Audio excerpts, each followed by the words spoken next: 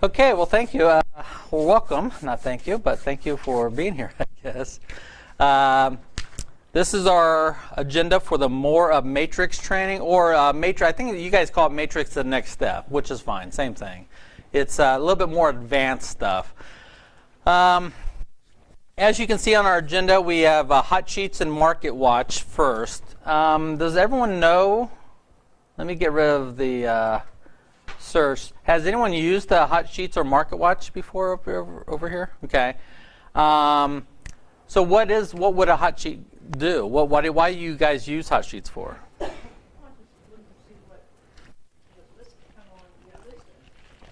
Yeah, the activity that's going on.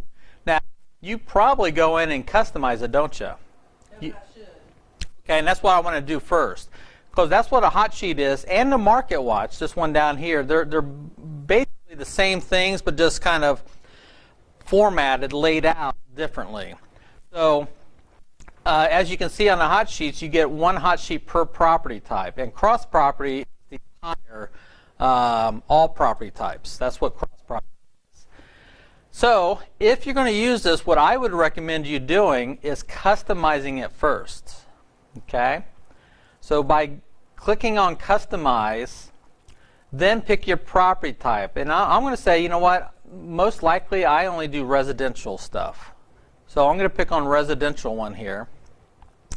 And with that one highlighted, I'm going to come down and I'm going to edit criteria.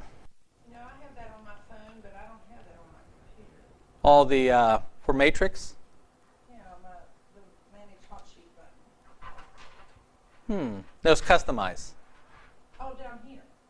There was something about. Should be I customized. just don't have it, period. It's on my phone that way. I mean, that's where I hit here. What? Manage Hot Sheet. Oh, okay. Sorry. And then Customize, right. Yeah. So we're going to click on Customize. Then I'm going to choose residential. You guys could choose whatever property type you like. Right. Then I'm going to go over here and go edit criteria. Now here it's going to ask you, do you want to see new listings, back on market, price decrease, decrease, increase, contingent, pending, or does it matter to you? I'm going to say new list. Okay. You could just say new listing. I'm going to not pick anything. That means I want to see everything. That means I want to see new listings and back on markets and that. So I'm actually going to not pick anything in here. Then after that, is there certain areas that I focus on? Because we're all probably working in different parts of the valley here.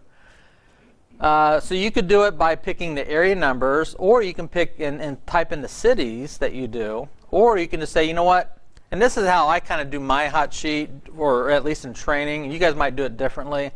I'm going to say everything that's in Kanawha County. So I'm just going to pick Kanawha County right here. Can you pick Kanawha and Putnam? Yes. Now, the reason why I'm not picking both, I'm going to show you this, because I'm going to set up one hot sheet just for Kanawha. I'm going to have another hot sheet just for Putnam. Okay. That's why I'm doing it that way. Right. After that, I don't care about the price range or anything. Anything that happens in Kanawha that's residential, I want to know about it. Okay? Any type of status change or whatever, I want to see. So other than that, I think we're okay. I'm just going to come down here and hit save. Okay? Now that I've got this residential one, and I changed the criteria, I'm going to rename it. And I'm going to keep the name residential there, but I'm going to add Kanawha County. You know why? Because I'm going to have another residential one, but it's going to be for Putnam County. Okay? So I've got one residential. I want to do another residential. Do I see residential up here again? No, I don't. Yeah. But if I go right over here, do you see the add button? If I hit add, now I can add another residential one. Now do you see that I got two residential? Now what I'm going to do, before I modify the criteria, I'm going to rename this one. And I'm going to put Putnam after it.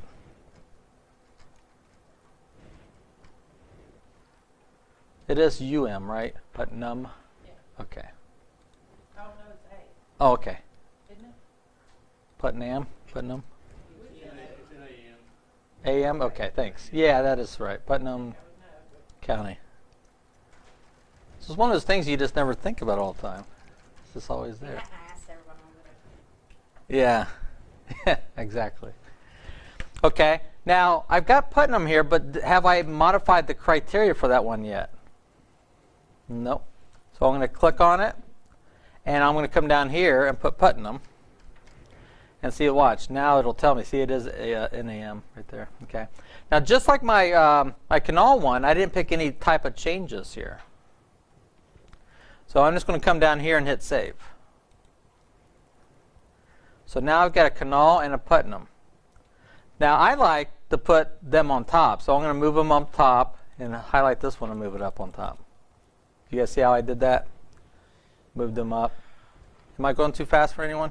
no, I just was Okay. doing something else. So we're going to put those up above. Right. And actually, watch this. I'm going to highlight cross property and I'm going to delete cross property. I'm going to highlight commercial and I'm going to delete commercial. I can always bring them back or create new ones, but this way they're just kind of getting out of my way because I don't use them anyway. So now I just got Canal and Putnam. Okay? So now what I'm going to do, I'm going to come down here and say done. And now look at my hot sheet. I got one for Canal and one for Putnam. Over here it says this session. So if I open this up, let's say today. If I pick today, and now I click on Canal, it's going to show me all the changes for Putnam just for today. So just for today, there's 19. There are 1, 2, 3, 4, 5, 6 new listings. One listing that's back on the market was pending. Now it's back to active. These price decreases right here. These changed from active, now they're pending, and these are sold. They were pending, now sold. So it's just giving me a little what's happening today in Putnam County. Or Canal County, I'm sorry. Well, for some reason, I'm not able to, oh, I have to click on it. Yeah, Okay, sorry. All right. that's all right. But make sure you pick the date period here first. Yeah, Okay? do that. And then pick on Canal, and then click on today, and then hit Putnam County. In Putnam County, there's only one activity going on. Okay. That's kind of cool. But wait, there's more. You have Wow.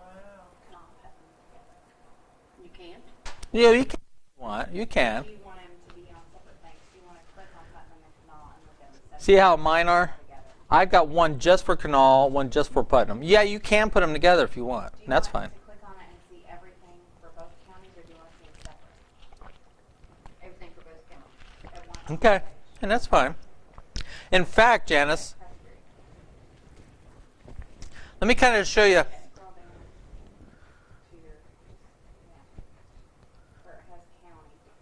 See here is where you're going to pick. You want to scroll down inside your county.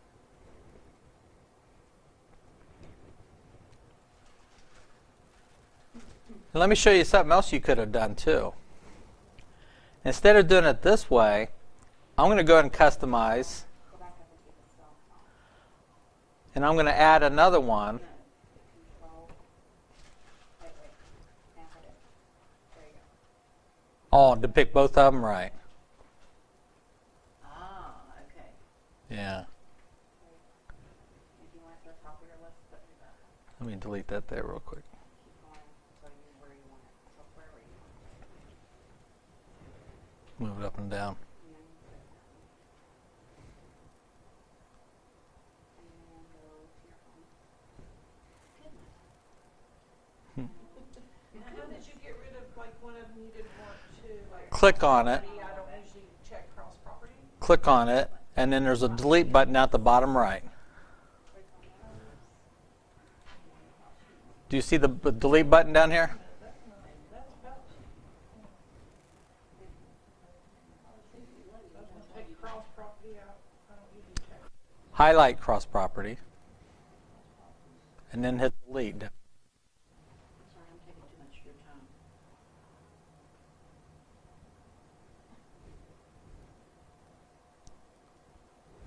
And then do you have the delete button right there?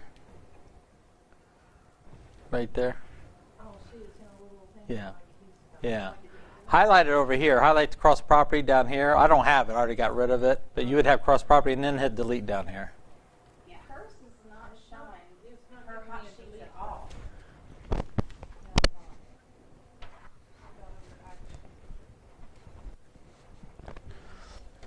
Her hot sheets were down there a second ago, and they're gone.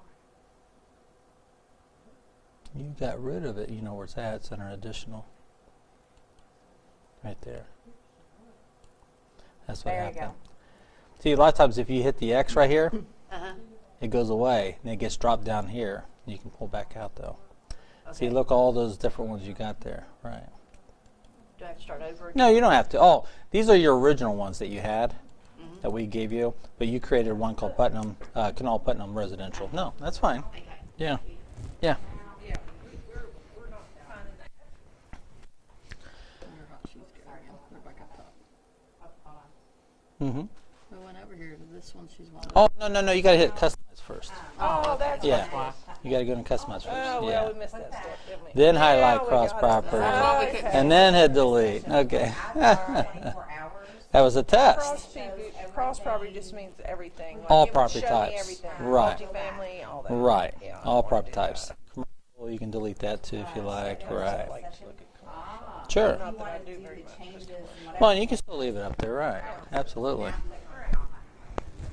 Okay. And now you can scroll down and you'll see all the, like, these are all of the new listings. Mhm. And then you leave up 3 pages. As I separated mine, I'm like, just one for Wisconsin, just one for Putnam. Yeah. And then it depends, you know, where you're wanting to look at, but, and it tells you, like, went from pending to active, and then new listings, and whatever. Gotcha. Now here's something else you could do. I've just got one for Canal, one for Putnam. But if I go and add a new one, and I'll say residential, so now I got a third one here. Watch what I'm going to do. I'm going to edit its criteria. This one, I want to have Canal and Putnam in here. I'm going to have both counties together. Hold down to control. Now I got them both, Canal and Putnam. Watch this. I only want new listings or back on markets. Ah. You got that? Okay. So now if I save it, Okay, now this I'm going to rename, and I'm going to call it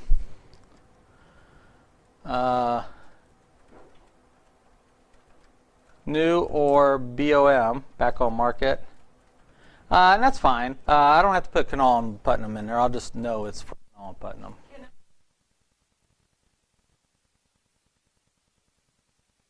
Now you have to do them separately. Either do the criteria first and then name it, or name it and then. okay. Because see, now look what I got. I get new and back on markets just for those two counties. And watch, I can do a third one or fourth one, another residential one. This one, I'm going to edit its criteria. This one's going to only be price changes, increase or decrease, for guess what, two counties. Canal. Okay, and save it. Save it. I think that's what I forget to do. Save it. Right. And this one I'm just going to call price changes. So it's got different flavors, that's all, depending on what I'm looking for. So just nothing but stuff that's going on in Canal, nothing but stuff going on in Putnam. These are just the new or back on markets, and these are price changes there. Yeah, so in case you're in a hurry, you have to do all that. Yeah. So now if I click on today, new or back on markets for both counties, see? The counties.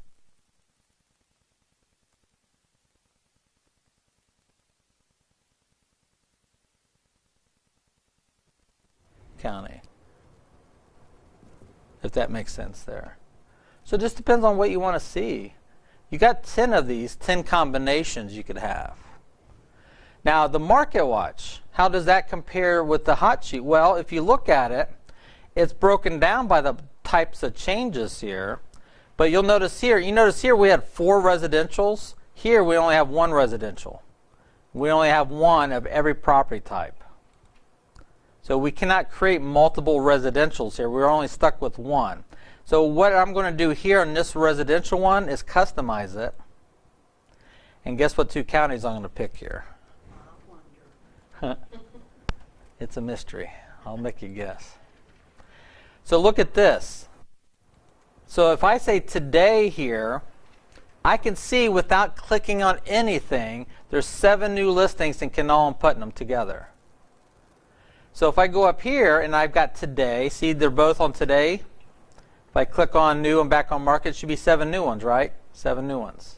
And there's only one back on market, correct? So look at this. See right here, back on market, there's only one. So I don't even have to click on that because I already know right now how many new ones and how many for those two counties. And look, price changes for today, price changes, there's 6 and 0, right? 6 and 0. So if I click on this, how many should I see? 6. 1, 2, 3, 4, 5, 6. So they're kind of giving me the same stuff, but they're just laid out. This is what a lot of people call this a hot sheet at a glance. Because I just glance at it and I can see how many without even clicking on it. But I can click on it. See, I can click on that and there they are. And then up here I can change it and I can look at the new listings. So it's just what flavor, which one you like. I mean, do you like this hot sheet one or do you? I kind of like the Market Watch, but at least the hot sheet I can go and see here. I got 4 different residentials. Here I can only have 1 residential, but they're broken down by property or changes here. So they can almost work hand in hand with with each other, if you will. And then, of course, watch this. If I change it from today to 3 days back, and then I change this to 3 days back, 47 new listings right here. So if I click on this, how many new ones should I see? Should be 47. And I have to go to page 2. So it should be at 47, and then they stop off on there. So now last but not least, and we'll see if there's any other questions on it, watch this. This only works on hot sheets. We don't have, and what I'm talking about is this one called This Session. This session is only good for hot sheets. It is not on the Market Watch. So what does this session do? I'm glad you asked. I got the answer for you. Look at the initials, this session, TS. I kind of wish we would change it to say timestamp, because that's what it does. This session timestamps it. Okay? If you do a hot sheet all the time, if you pick this session and then I run it, it timestamps it as of right now, which is 1:33 p.m. on Thursday. Okay? So if I log out and then I log back in, let's say 3.5 days later, and if I leave it on this session and I click on it, I will only see the new one since the last time I was in. Now, I was just in about 30 seconds ago. So how many new matches do you think I'll see when I click on it right now? Probably 0. So if I click on it, nope, there's nothing new since the last time. See, it's running back to the last time I did my timestamp. That's what that timestamp is. So that one can be kind of cool, because that way you don't have to go back the entire day today. Just go back to the like if I don't do this until 8 o'clock tonight, and I run it this session, it'll go back to 1:33 p.m. I won't see all of today. I'll only see just the last several hours of today, if that makes sense. Is there any questions on a hot sheet or Market Watch? You guys still awake? Well, I did mine for the new for Kanawha and Putnam, Mm-hmm. but it's showing me everything. So I went and did it again. Okay, go to Customize. Yeah, I went back and made sure that. Right, go to Customize. Pick that one that you're questionable on, because you might have changed the name, but did you edit the criteria? Oh, maybe not. So somehow you forgot to put Kanawha Putnam in there. Right. Cool. Yeah, you got to do two things. You got to rename it, but just because you renamed it doesn't mean the criteria has changed. You still have to change the criteria. And just because you change the criteria doesn't mean the name changes, so we'll have to change it. Right. I didn't do that. Right. Okay, now it should be right. I missed that step. So, No, that's all right. It's good that you caught it now. yeah, because I'd be frustrated. Yeah. Get back and say, yeah, Keith made it look so easy. Well, that is right. You do make it look easy. It is easy. Well, It is easy. you're showing me a big old bunch of listings, so let's see. I think you wrote the program. No, I wish. I would make a lot more changes there. All of those. And it shouldn't be because you know we don't have that. You just found out. Go back to home. What was your time period? Oh, you said this session. That's why. That might be why this session, because you've never ran it before. So this session might go back many more days. Let's do today. Yeah. Now. I thought maybe it's because I abbreviated something. No, Now see? it's 31, but there's only. Oh, and you just did. I didn't ask for a price decrease. Back and two. You get on 9. that. On that. Oh, you do? Okay, let's go back to home. So I don't really know why it's doing that. Hit customize. See, is it because I abbreviated those? Nah, it has nothing to do by what you named it. Oh, customer. Yeah. Highlight it. And now edit criteria. Now see, you didn't pick anything there. Oh no, I didn't. I forgot to do that. Well, look, and we still don't have counties in I there put them either. in there and push save. I think you did the top one, maybe. Let's try it again. I don't know. I'll try again. Yeah, see, there's You guys should there's see a what she did problem- back here. there's She a made a big problem no. with the operator of Yeah. this machine. User error. And let me show you the trick. Put your cursor there, start typing in K-A-N, K-A-N. Notice it already highlighted canal. Then now put a comma. Oh. Now start typing P-U-T. Oh. And it should go down and see if it got it highlighted. That scroll bar there. That scroll bar, yeah. See if Putnam's in there. Yeah, let's see it did. Okay, and now save. There you go. Now you did the last one, so let's go back up to home. Because I'm not sure if you changed it for the top ones or not. I don't Let's know. go back. Well, let's check. Criteria Edit or what? criteria, right. Yeah, I probably didn't. Oh, you just got Jackson there. Well, I didn't mean to put that. I put that there on the Take time. that out and type in Putnam there. Well, I'd be really frustrated, wouldn't I? Right, and just do PUT, and you're fine. Yeah, see how it already highlighted. Now just hit save. Oh, Oh, do you yeah, want all yeah. statuses? Okay. No, I You just wasn't want- doing back. Oh, well, no, I was doing all. I think this that one was all. Yeah, this I one think this was all. So now hit save. Yeah. Oh, well, you know, there's always a And then step do I same seem thing to with leave canal. out. Right. And then edit. Just canal. No, you get that one was fine. okay. So I That's must have fine. Paid attention that time. That was our first one. Yeah. Yeah. And then you got commercial you can get rid of if you don't. Oh, you said sometimes you do. Sometimes Okay. Land I sometimes Okay. look for. Okay. And there you go. Now they all should work. Okay, thank you so much. You're welcome. So today, yep, it's just a little tiny bit of There you go. that. Perfect. Yeah, I just want to show up like you guys. Yeah. David, Dana, Janice, anything? Hot Sheets Market Watch?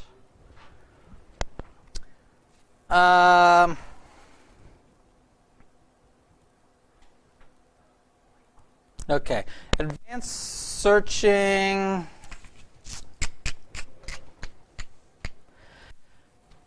Yeah, advanced searching criteria. Let me see if this helps any of you. I don't know if it will or not. Every time I go to search and I click on the quick residential search, do you ever? Let me do something here. It always clicks It, those two. it always has those two. Do you like those two, or would you wish it would not have contingent in there? Okay. So watch this. Every time I go to a residential quick search, it always has active and contingent. I always take that out. Wouldn't you like to have it stay that way? Yes. Okay. Up here, do you see criteria, map, and results? Do you see that little wheel right there? If you click on that wheel, you can set. So you unclick the contingency. Yeah. I'm sorry. Unclick contingency first, Then go over. and then go over there and hit the top one to set it. Now watch what happens. Every time I do a quick search, contingent is not selected. Now, It's a lot of little frustrating. and you could also, you could say, you know what, 9 times out of 10, I'm always searching for Kanawha County, and have that be your default. But I think that's good right there. I think that's good. Now I'm going to reset mine back to the default because I wanted to have it there like everyone else. You can do 2 counties here, can't you? Yeah, you could always have Kanawha and Putnam in there at all times if you want to. If you want that to be what automatically. Right. Now I can still take that out. My little wheel is not making the contingent thing not show up. Okay, you already. It's set as default, or do you hit the bottom one that said reset? Oh, You have to unclick it and then hit there's top 2 one. you can click on. I see. That's what I did wrong. Yeah, click on the top one right there. You can tell that it did it. Yeah, click on the top one. Yeah. Gotcha. And when you set it, look right up here. It should say default criteria set. Okay. Now, Did you change your counties in there? okay. Now you could have that default to have Kanawha and Putnam there, but it could be dangerous too because what if you leave it like that and you come in later and you're in a hurry and you say, oh, I just want something in, and you pick an area, like is Ripley in one of those? Ripley's outside. Outside, okay, I could say I just want Ripley. Now all of a sudden I get one match, really? Well, because I had that defaulted in there. So it could mess you up when there's really 58 listings there. So someone's got a listing in Ripley in one of those counties and it shouldn't be in here. Because I got one result, remember? So that's up to you. I mean, yeah, you can have that in there. But just don't let it trick you into thinking that you forgot to take it out there. And we all know about additional fields down here. We can add more additional fields. We kind of talked. What about that? What is that? This is where if you're looking up here and you don't see all the fields you'd like to search for, well, down here you can add more fields. Like, for instance, what? Which ones did I add? I added Let us not have that. Because it's got pretty much everything there. additional features. I added additional features, playground, pool. Yeah, that's all. Do you guys think of any additional features that are good to search by that I don't have, that we don't have? Do we have basement already in there? Yeah, basement's already in that list. Really can't see anything that would be. Okay. At one time, they took the zip code out, and so we added the That's- postal code. Right. And a search place, because we couldn't search by the zip code. Right. And now the zip code's back out. So I can take that out now. Oh, okay. Once in a while, you might get a weird like fireplace or financing type thing. So yeah, off the top of my head, I'm not really sure Yeah, I'm not either. I'm just what's down here. yeah. Yeah. Or like a buck stove rather than a fireplace or something. Okay.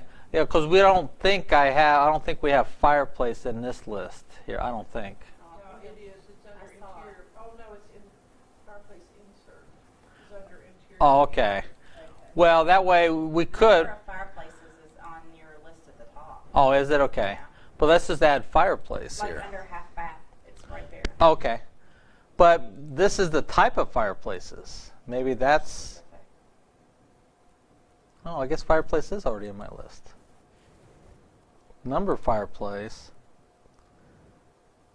But it should have been. It's right there on interior. Yeah. Yeah. So, Where? it says insert. Insert. No, but no. This is just a fireplace, like gas, wood burning. I don't think it's in here. Because it's not. That's a field called interior features, and this is a field called number of fireplaces. This should be another field. Oh well. Maybe. The one that you could be the one. Yeah. Box number. Lockbox number. Okay. Yeah, you can probably search by the lockbox. Okay. Trying to find Okay. where you have your lockbox. That's a good idea.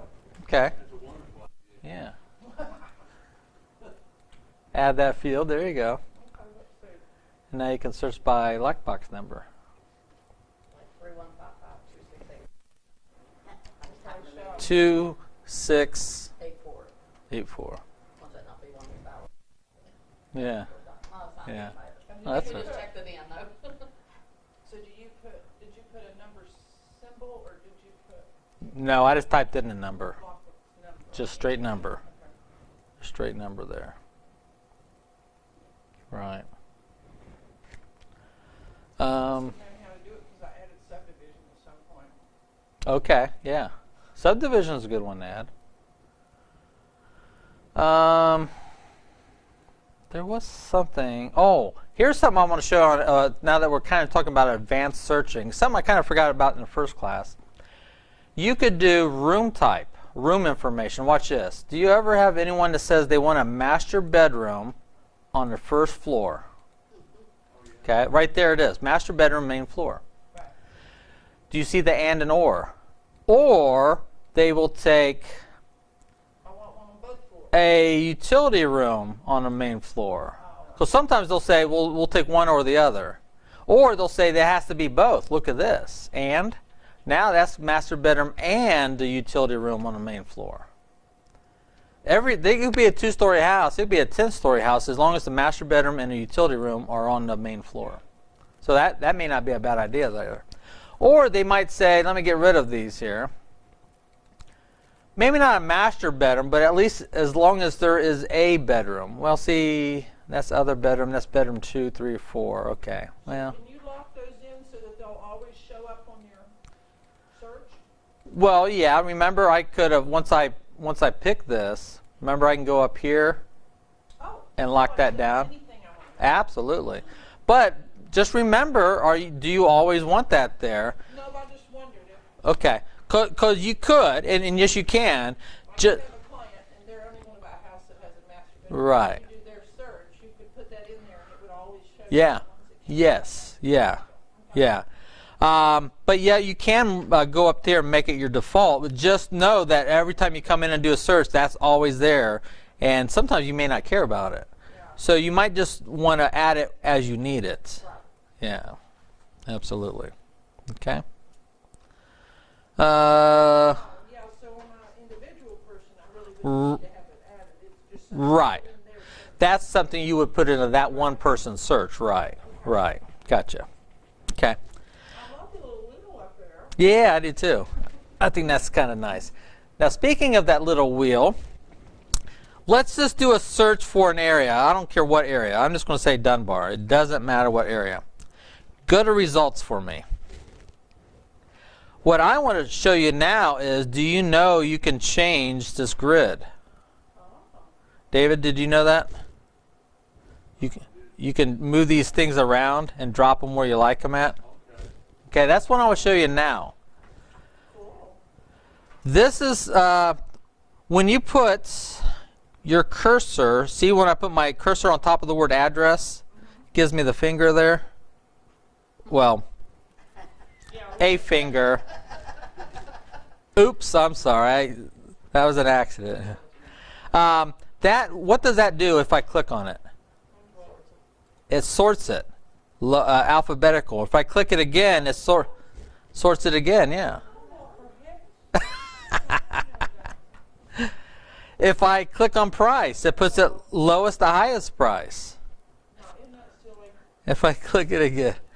You guys are not going to break this. So when you go home, even though I didn't show it to you, try to click on things, see what happens. But just pay attention to what you're clicking on, though, okay? Because if it works, you're going to say, like, how did I do that? Because that's what my dad will do. My dad will click on something and he'll say, oh, wow, I like that. How did I do that? Well, just focus on what you're clicking on. So you can sort it just about any column up here. Just one click sorts it, and one more click sorts it the opposite way. Now, see the 4 arrows? Okay, notice the difference. That's the hand with the finger. That's the 4 arrows. The 4 arrows is where I can hold down my left mouse button and drag it. And then when I let go, it drops it wherever I let go at. Okay? Is everyone good on moving these around? That's the only thing I figured out on. Oh, really? So you already knew that one, huh? Okay. Did you know this then? Instead of holding down my left mouse button, just click the left mouse button. Now you can add or remove a column. So, It comes down for me, but I didn't know what it meant. okay. So what this mean? So what this means is, if I want to get rid of this type style, just click on it, and I can remove that column. Now it's gone. Now I can click on it, and I can insert a new column. I want to add town style back, or type, isn't it? Was it? Yeah, type style. Type.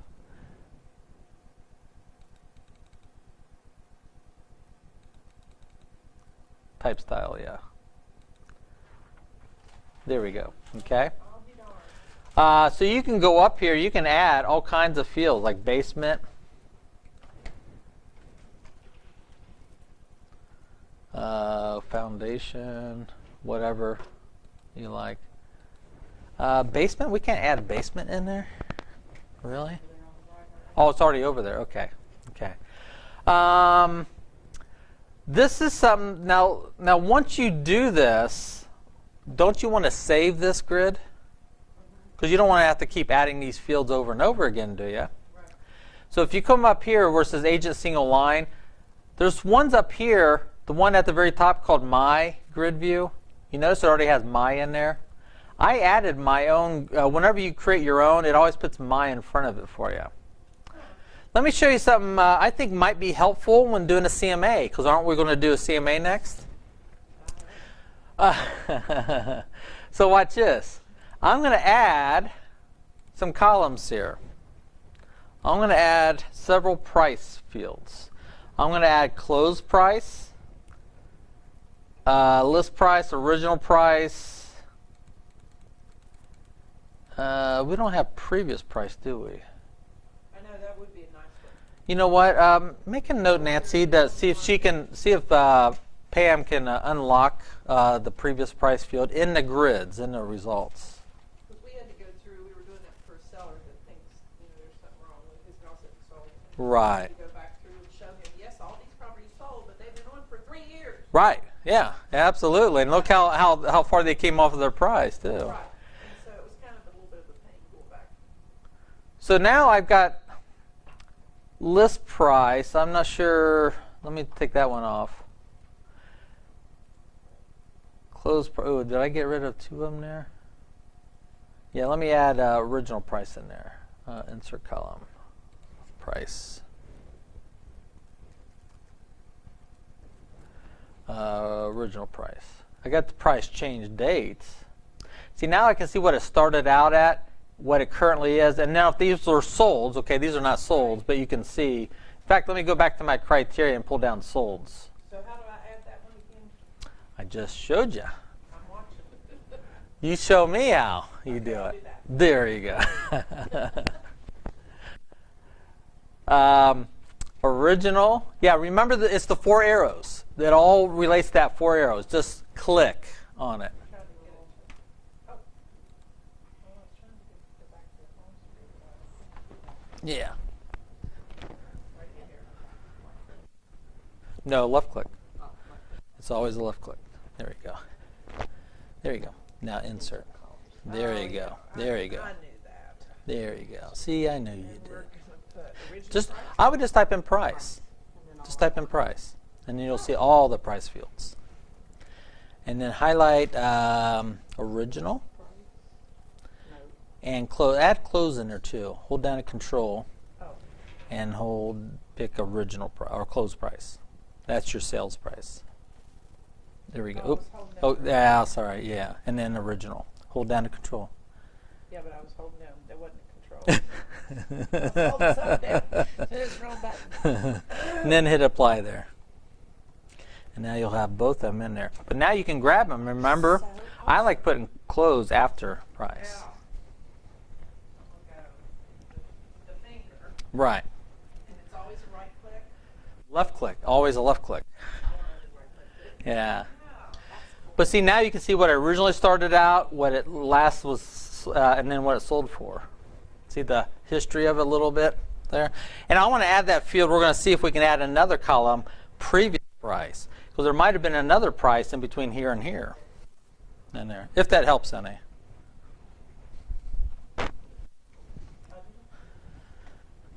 And there's several other kind of fields you can do. Is there anything else you'd like to have if you're doing a CMA?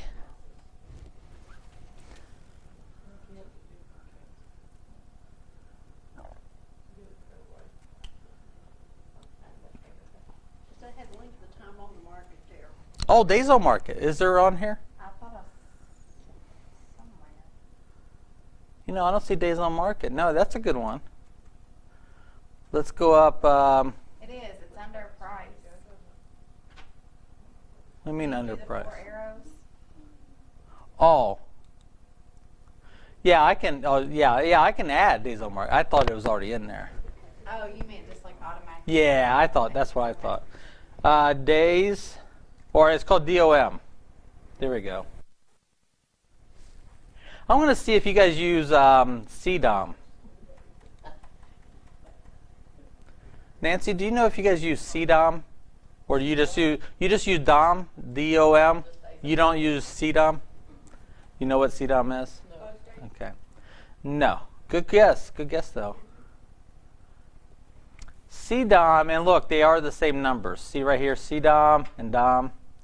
CDOM is cumulative days on market, which means that if you had the listing, it expires, and then within 30 days, I get the listing, put it on the market, it continues on where it left off with you. Okay? Because a lot of times, realtors will let it expire just to relist and get a new MLS number. The days on market start back over, but the CDOM would carry back over when we left off. If it's within 30 days. But some MLSs don't use it, and apparently you guys don't use it here. And that's fine. Because you know what? You still have your history. Remember here you can hit that clock and see the history. So you can still see the history of it.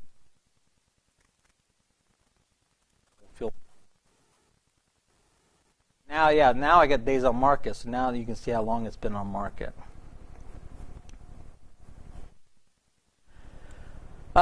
So any questions on adding new columns here? Moving them around, sorting it? Oh, while we're at it, let me show you this. Do you see how it says original list price? But look how much space it's wasting here. You know why it's wasting? Because that original list price is a really long word there. So remember the 4 arrows?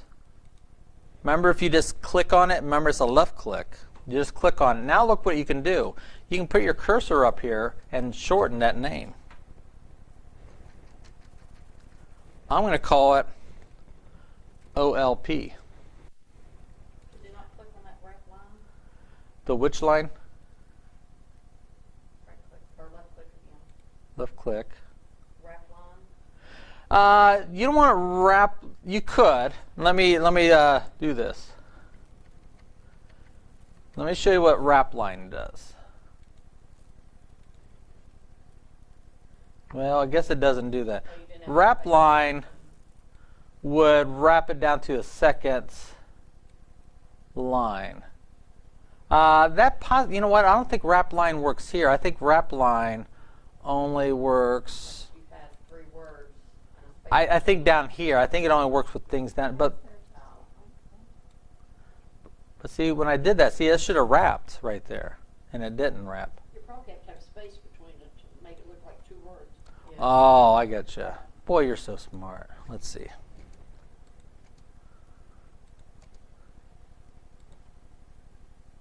No.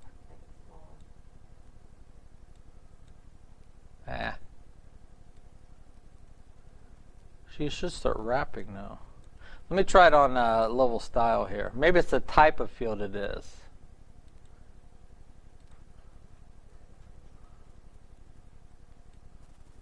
See right there?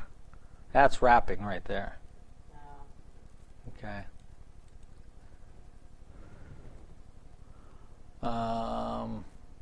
Take that out there. But yeah, so what you can do up here is just rename it.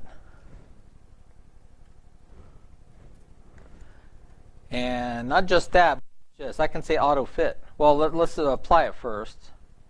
And then if I click up here, now I can say auto fit. What it does, it'll automatically fit to the longest word in here. See how much space I got wasted here? But if I click right here and say auto fits, do you see how much it kind of jams everything together? Kind of makes things look, I think, a little nicer. And look at this. If I go up here, I can also say center it. See my alignment center? It puts address right here in the middle. See how everything's in the middle here? Or I can go left alignment. Okay, any questions on that? Now you're going to need to save this, right? If you like this, because if you don't and you come back in, it's going to be gone. So the one you get initially is called agent single line. But once you added the fields that you like, right up here it says 25 per page. You can change it to 50 or 100 listings per page. See that little piece of paper right there with the pen? That's where you come up here and give it a name. We'll call it a CMA display. And then when I save it, it gets called my CMA display. I didn't type in my, did I? We automatically throw in the my part for you. But now remember, I got that display there, but every time I do a quick search and I go to my results, guess what it's going to default to? It's going to default to the agent single line. Would I like it to default to my grid view instead? Do I like this one better than the other one? If so, remember our friend, that little wheel? You can set this as your default too. Now what that means is every time I do a search, go to results, guess what view is up here? It's my grid view, not that single line one. So the question here is, let me change it back to the The old LP, OLP is the old list price? OLP was original list price, right? So here's what you get by default. The agent single line. Do you like all these columns, or is there something missing that you'd like to have in here? Do you like it like that, or? I think one thing I wouldn't. Well, it's residential. And you got those over here. So it's not bad. But do you see just how easy it is to add more columns to it? Did I lose you guys? You good? I was rearranging. Okay. Any other questions on that? Man, you guys are so quiet now. All right. Well, okay. What else is next? So on that last little thing, because I got distracted by Linder on the text. Okay. On that last little thing you just went over, you all added garage. Um, You all added to that grid. no, garage was already there. Yeah, see, it's on my agent single line. Oh, it is there. Yeah, it's already there for me. Well, what did you all add? I added the pricing, the original, the closed price. Right? I added days on market. That was one I added. Days on market.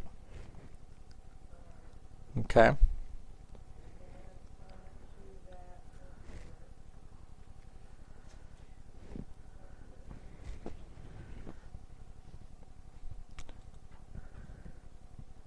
The price and the closed price are the same.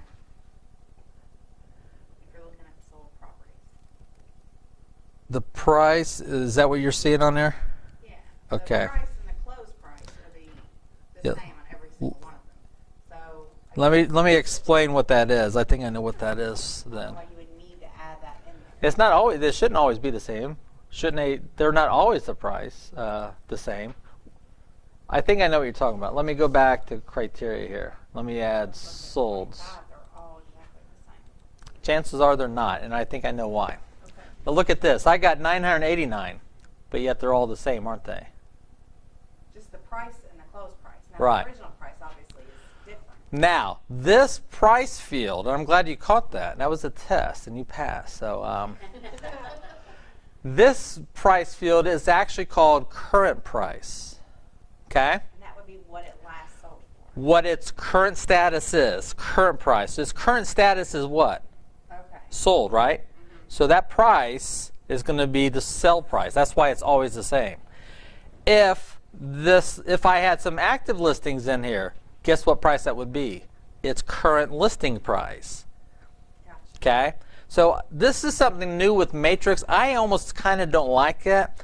I see what Matrix is doing. It's showing you, well, if it's still on the market, we'll show you its current listing price. If it's sold, we'll show you its sold price. It is a nice feature to have, but it confuses a lot of people. So if you add close price, I think you might want to get rid of this price field, remove it, and then add a new one. Add this one here, add a new one called price, P-R-I-C-E. And see, what we had there was called current price, not list price, current price. This one here might make a little more sense to you. So let me apply it. See, now you can see what it was last listed for before it sold. Okay, that was his last listing price, but it actually sold for that much. See, now you see the difference, don't you? See, the one before was current price, and as soon as it becomes sold, now you're just seeing sold, and so you don't need that. It's kind of showing you the same stuff twice. So if you are going to add close price, I encourage you to take out current price and add in list price. Now you see a difference. So when I went to my Putnam County, it doesn't have that same grid that pops up. So I have to go into each one. So you did a hot sheet. You went back to your hot sheet one? Yeah. Okay. So what you did, this search that we did here was for residential, wasn't it? Oh, it was in just a plain search. We were just in a... But let's try something here. So when you said you clicked on your Putnam hot sheets, Right. let's see. Look, I still have that available up here, don't I? Did you save your search, your grid? Because look, I can still pick it. And even though I'm on a hot sheet, I still have that as an option to choose. Even though I'm on a hot sheet. So go up here and see if did you remember giving it your own name or anything? Okay. And what you could do, Mara, is hit the back button. Maybe it'll take you back to where you had it. And that way you can save it before you lose it completely. Right. That's all right. I'll figure that out. Okay. So create your own grids. Create as many different versions of it as you like out there. Now, the next thing I want to show. Do you ever pick 3, 4, 5, 6 houses here? Wouldn't you like the other ones and just those in here? See down here, do you see refine? I already showed you in the last class the action where you can email and print. Remember? Well, if I go to refine, do you see narrow and discard? If I hit narrow, I'm down to just those 6 houses that I picked. See, isn't that easier to focus on than focusing on that? Because now I got all 989 together. Well, if I hit narrow, it just kind of hides the other ones and just shows me these here. Okay. Now, how do I get my 984 back? Well, right up here where it says narrowed results, there's a little back button there, or I can hit my back button up there. Now, I could pick those 6, and because I don't like those, do you see discard? Discard gets rid of those. Now I'm left with 983. I'm looking at the ones I didn't. So you can either discard them or narrow them down.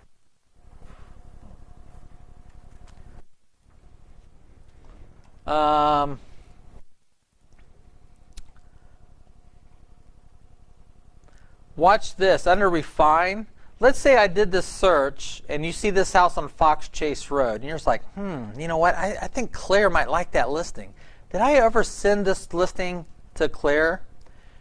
Do you see down here under refine, I can select a contact. Let me pick Claire's name right here. Do you see Claire's name? Nope, I have never emailed it to her. See, never. That way you can tell right away if you've emailed something to someone. Well, who was it I sent it to? Was it Eileen? Did I send it to Eileen? Nope, it wasn't Eileen. Did I send it to Jim? Nope, didn't send it to Jim. But do you see that never right there? Okay. It would actually have a date that you sent this. And see this here, the notepad? This is if they left you a notes. Not only did you email to them, but did they leave me a notes? And this here would have that heart or that light bulb if I've sent it to them. You know, something happens sometimes, and I'm sure it's something I'm doing, but like I'll have a listing pulled out and I'll say, oh my gosh, so-and-so's like that. So I'll go ahead and email it straight to them. Mm-hmm. They say that it pops up and says they need a password. No, that shouldn't be us. We never have a password. Well, no, I mean, it's like when I go and click in that email that I sent them, Mm-hmm. it does say that. It comes up with my LSMRA 104 and where I normally put my passcode. That's what it's opening up for my buyers. So wonder why Well, it's doing that. watch this. Let me. When you sent it, see, this is in earlier today's class. I sent it in this morning's class before you got here. So when I sent this to my client, this is how they get it right here. There is no password. All they have to do is click on that. I know. Takes them right in. It does that and opens them up just like that. Okay, well, that's how it should open up. Yeah. Yeah, now this is not when I'm going through a portal.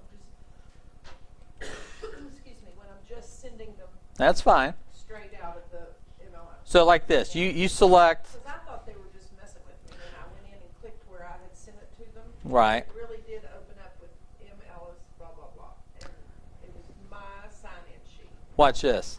If I pick those 3 listings and I go down here and I email to them, and I'll email to Claire, well, I'll email to Jim, I'll copy me on this, and I'll put test, and I send this. No, let me pick someone that, let me pick Claire, because I got she's using my email address. That way I can show you for sure. So let me send this to Claire. I'm going to get a carbon copy of it here quick here. So when that was sent, let's go check my email.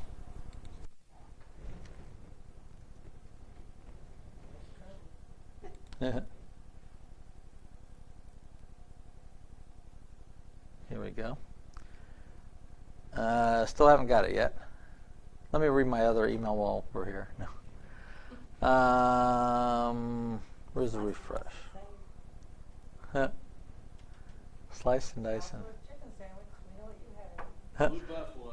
That's for my dog, Blue Buffalo. I thought it might be. Yeah.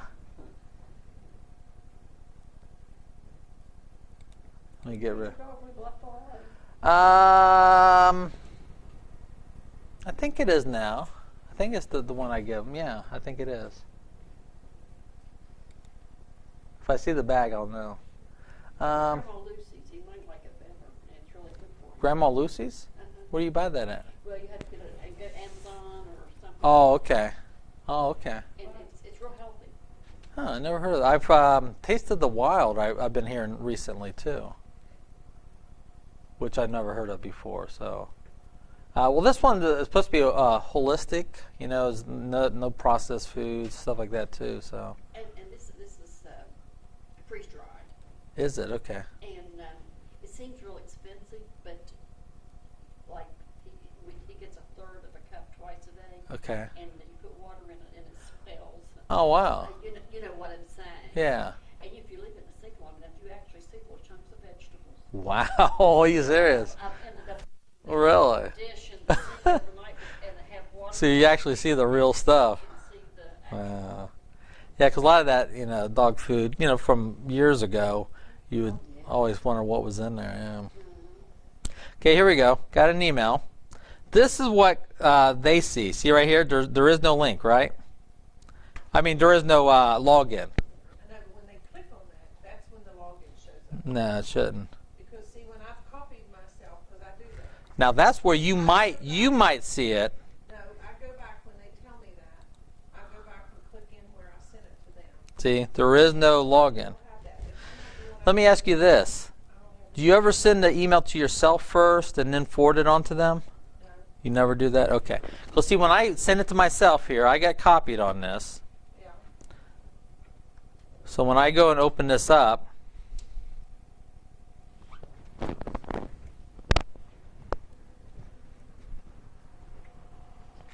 It's happened more than once, so I knew it wasn't just the person. I don't even have it here when I copied me.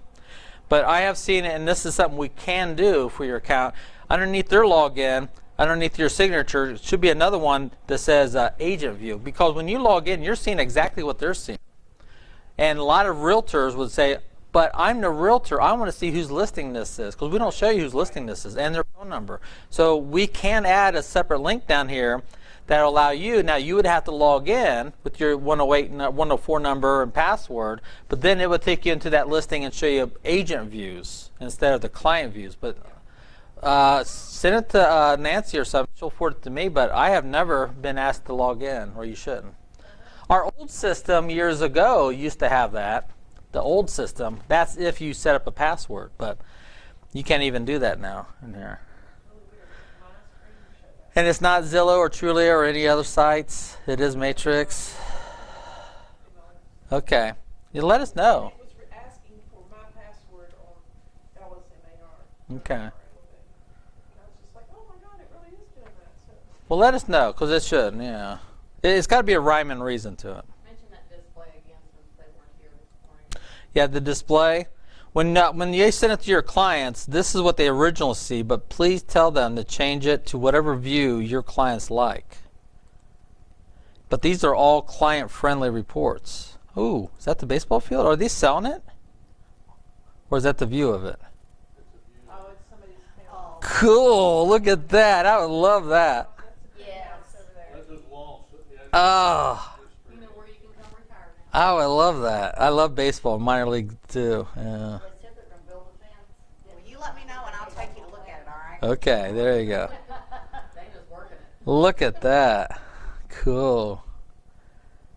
Is Yeah. that penthouse? How much was this? Oh, $7.99. That's not bad. That's pocket change for you. Yeah, I think Natalie Yeah. Powell's that. Wow, that's cool. She lives in that building. Yeah. Wow. Oh, because I picked solds. Remember when I sent that out? Yeah. Okay. Darn. That's okay. If you want one, I'll find you another one. Oh, yeah. I want that one. I want that one. We'll go knock on the door. See if they want to move. Everything's negotiable, isn't it? If they Okay. don't, we'll convince them. Yeah. Okay. Okay. But yeah, give us examples of that because that shouldn't happen there. Here's something I just want you to know. I don't know if it'll help you or not, but remember our auto emails, how to save an auto email here, okay? Here's a little twist to it, and see if it'll help you or not. You do your search, you throw in what your client wants, and I'll pick on Cross Lanes. And you put in your, see down here, Putnam and Canal down there too, see? It almost messed me up. Let me reset that back there. Okay, Claire wants me to do an auto email. So I'm going to pick Cross Lanes. She wants a price of 100. Let's say 100 or 150. How about that? Got 22 matches down here. If I go to results, the normal way to do an auto email is as soon as you do that, come down to save and save it as a new auto email. Does that make sense? Okay. A lot of people think you have to do this. A lot of people think you have to pick the houses first I did figure and then save it as a new auto email. No. That doesn't, by you checking that, all it did is just waste your time. That's all it did. People think that just by checking those and saving it as a new auto email, just those 5 houses will go to them. No, that's not the case. But with that said, let me show you the twist. If I pick 5 houses and I go to refine and I say narrow and I'm down to just those 5 houses, and now I say save new auto email. I don't think you're going to want this though, but watch. Okay, I narrowed it down to 5. I got rid of the other 17. I say new auto email. What happens is they will only get these 5 houses. They will never get anything else except for those 5 houses if they ever change price. So in theory, what I'm saving is those 5 MLS numbers. So I might as well have done a search for those 5 MLS numbers. That might be good for something if they want to keep an eye on those 5 houses. You know, if they ever sell, if they ever change price, if they ever expire, if anything happens to those 5, because they will never get any additional listings. Does it make sense? No. No. Okay. They will, because by me picking those 5 houses, see, I've narrowed this down to 5 specific houses. And that's all they're going to ever get in the auto email is updates. Let me go back here. Let me hit cancel On here. those houses. On these 5 houses, that's all they're going to ever get. Down just those 5. So, But it looks like another day you can narrow down another page. well, this is saving it as an auto notification. Okay? So unless something happened on those houses, Right. they would never show back up. Yeah, but if you have a client that wants you to send them every house in, you know, Dunbar in a certain price range every day to them that comes on the market, you do that, it won't do it. Right. Because you will only send you those houses. It'll only send them any changes on those 5 houses. Normally, Janice, you're going to do this. Normally, you're going to say residential search in cross lanes between 100 and 150. Okay. Get the results, and I got 22 matches here. Normally, I'm just going to go down and save this as a new auto email. What they're going to get those 22 houses, and then they can start rejecting ones they don't like and all this stuff. But anything new that comes in that price range in that Dunbar, they're going to get those. That's probably what you're going to want. Well, yeah. Yeah, that's probably what you're going to want. So this first example I showed, this next example, you may not want to use it. I just want to show you just in case it might be of interest. This is the normal way. The way I just showed you is before I save it as a new auto email, I'm going to pick 5 houses, go to refine and narrow. Now I got rid of 17. I'm just looking at 5 specific houses. Now if I save it as a new auto email, what they're going to get are only those 5 houses, nothing else, nothing more. And I will only get updates on those 5 houses. That is good for if someone comes to you and say, Janice, I like these 5 houses. Will you let me know if they ever change price? There you go. You can do it this way. So then you can go back, click the refine button or the action button and change that back, or you can't. Well, I could, yeah. I could go back to refine. See up here where it says narrowed? Oh, that's right. See right up here, original results. I can bring back all 17 again. Right. So that's one way you could do. But can you send that? Now can you send all 17? Oh, well, if I wanted to, sure, I could have. But I'm just talking about that auto updates there. The first way I showed you, you're not going to probably use the refine. You're just going to go straight to save a new auto email. You're not going to check any because that's what you want. This is just a little tweak or version of it if you want. Now, here's the opposite version of that. Let's say you did the search and these 5 houses that I picked, they've already told me they hate those houses. Don't show it to them ever again. Never ever do I show those 5 houses to them again. So now what I'm going to do, before I save it as a new auto email, I'm going to go to refine and I'm going to discard those 5 houses. I got rid of it. Now I'm left with 17. Now if I save it as a new auto email, they get those 17 houses plus anything in the future that meets that criteria except for those 5 listings. They will never ever get those 5 listings unless they expire, get a new MLS number and come back on the market because we just tag those 5 MLS numbers. So there's no way of us knowing that if they get a new MLS number, well, they'll sneak back in. But at least I kind of blocked them from seeing those 5 houses. Does that make I sense? think I've been doing that wrong. Okay. How was you doing it? Well, let's not talk about it. 'Cause it's confusing everybody. And I don't think I've been doing it wrong every time. Okay. I think I've gotten mixed up. Well, and like I showed you, this is the way I would do it all the time. Even though I showed you a little tweak version of it, I would still just go in, put in your criteria, put in your price range, go to results, go straight down to save, new auto email. That's the way I would do it. They're going to get everything that matches this. But in this third job, yeah, you might be saying, well, there's 22 houses. That's a lot. Well, go ahead and send it to them again. And they may have already seen some of these. That's fine too. Just tell them to delete it off of their portal or save the ones they like. But this is the way I would start. That way they're not missing anything. I'd rather them see 20 houses twice than not seeing them I once. think what I was doing was like, I was going through them and like if they had said, I don't want a basement, don't send me any houses with basements, I was going through and making sure they didn't have that. Okay, well that's nothing wrong. Those. Oh, so you were selecting them I was selecting the ones that didn't have, basements. and then you went to save, or did you go to action in I email? can't remember now. Okay, if you went to action in email, you're only sending those 5 listings. Yeah. Okay, I've been messed up on that, but but I'm good. okay, good. But if you select those 5 and then save it as a new auto email, that's sending them all 17 or all 22, not. Yeah. Okay, as long as you guys are clear on how that works. Okay, good. What if when you go to do that, instead of refining that and only selecting the ones you selected, you got rid of them, and then emailed the rest of them, will it still only email those?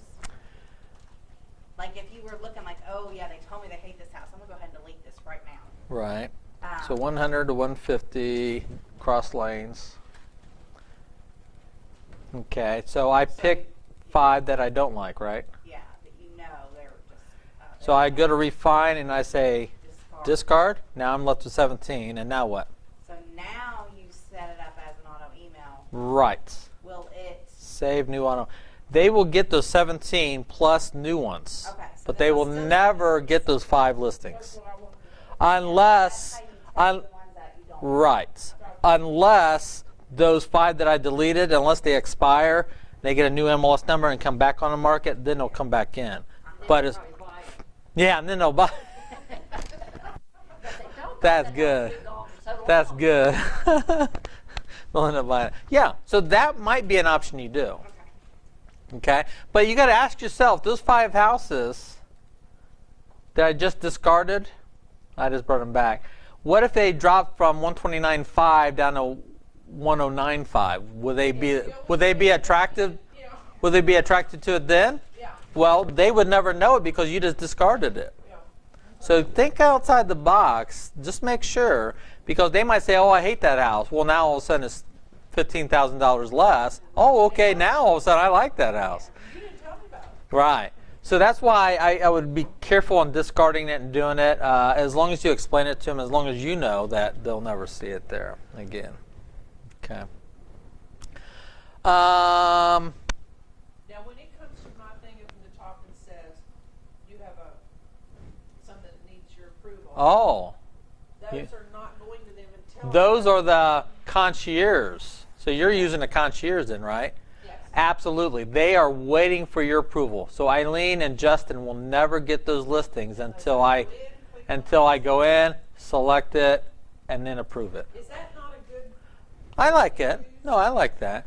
The only thing is it requires you more work. It does, but I just wondered because usually that's on people that I've been out with enough that. You kind of know. Yeah. You got a good feel, right? Because then what you could do, then on Justin and Eileen's searches, I could keep it really simple, really generic almost. Because like we had talked about in our first class, the more criteria you put in, the less results you'll get.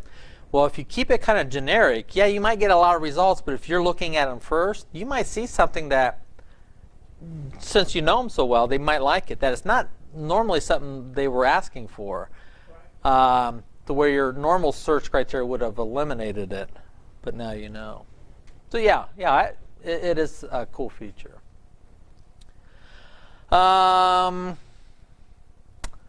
Watch this.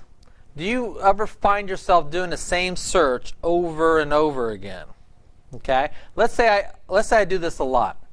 I go up to search, quick search, and I'm always searching cross lanes between 100 and 150. I just do that a lot. That's just my territory. That's my areas that people are always doing. Well, what I could do, I do this a lot. So I could go to save. Now, I don't want to save it as a search or auto email. I want to save it as a speedbar shortcuts.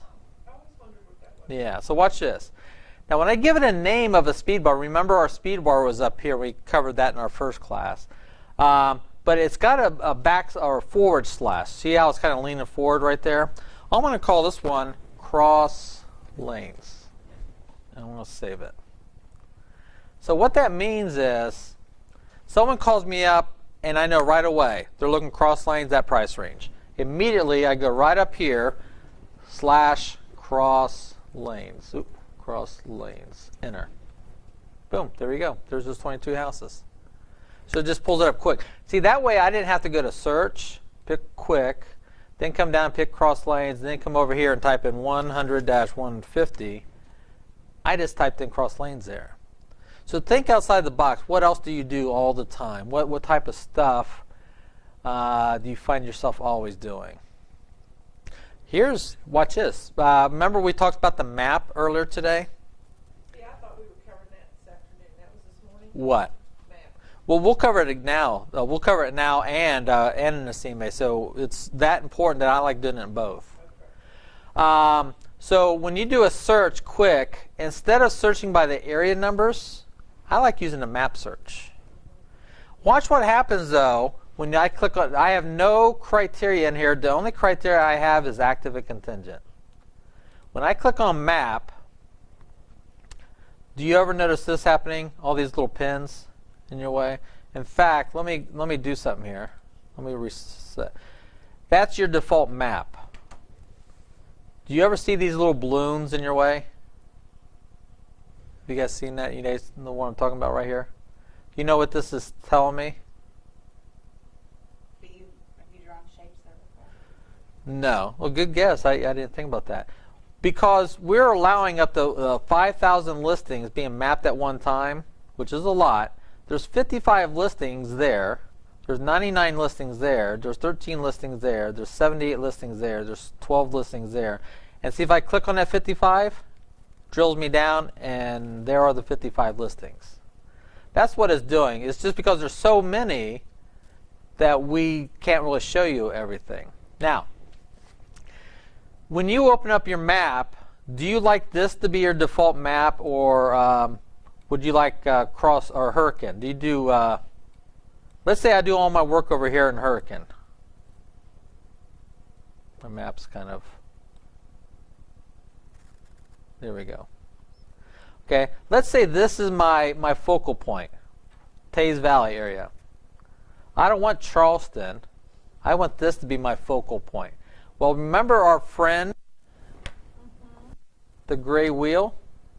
If I click on that, I can make this my starting map defaults because this is the territory I do most of my work in. Or I could say, you know what, I do most of my work over here in Charleston. Right. And I just lost it here. There's Charleston.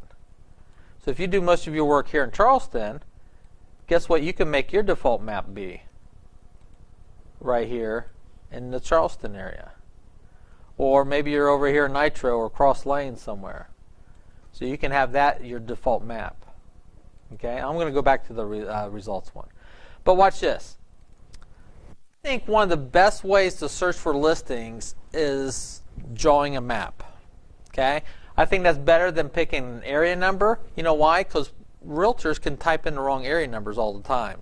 So when they put a listing in, instead of it being here, they accidentally do a typo and put it in the wrong area there. So what I like to do is you can draw yourself several maps. But when I come in here and I go to the map, these pins are in my way. See all these pins? So I'm going to show you a little trick. If I put in an MLS number of 0, how many listings do you think I'll find with MLS number 0? 0. So when I go to map, there are no listings on this map. See, there's no green pins, there's no balloons that says 55 listings down here. So what I can do is, let's say this area right in here, isn't this like Charleston proper right here? More of a historical area of Charleston. So what I can do, is there an MLS area number that shows what this is? Is it 70? 70. Is that right? Okay, let me take out this MLS number 0 here. Let's see what the map says. Is that 70 over here?